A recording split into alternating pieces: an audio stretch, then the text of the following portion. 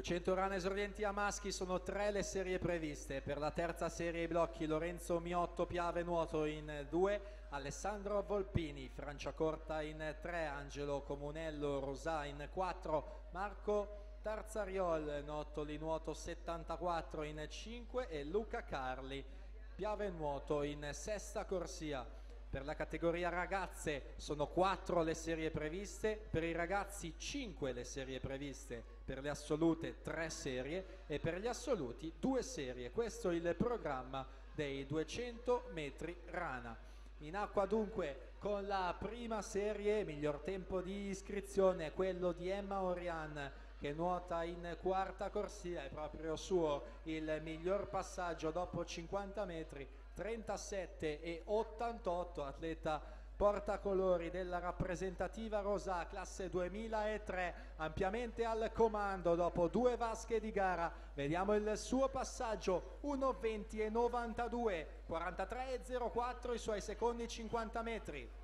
1:27 e 35 per Giada Droghetti, 46 e 86 i suoi secondi 50 metri e poi Alessia De Luca è in terza posizione, 1:29 e 05, 47 e 84 per lei la frazione dei secondi 50 metri, ma siamo già dall'altra parte della vasca ancora una volta con Emma Orian, classe 2003.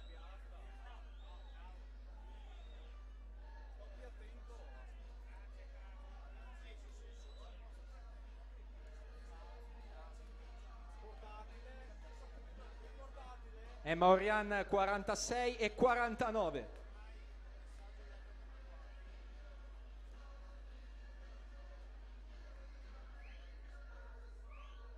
Emoni Vigiani della Cruz sale in seconda posizione, 46 e 31.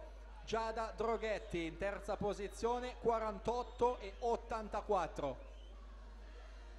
Siamo già nell'ultima vasca, lotta apertissima per le medaglie d'argento e di bronzo, con la vittoria che sembra ormai andare tra le mani di Emma Orian per la rappresentativa Rosà. Va a chiudere i suoi 200 metri a rana nella vasca di Treviso, 2:52,30 per lei. Attendiamo naturalmente l'arrivo anche delle altre atlete, lotta per l'argento e per il bronzo. La spunta dalla sesta corsia Emoni Vigiani della Cruz con il tempo di 3:00,92 e poi Giada Droghetti in terza posizione 3:01,04.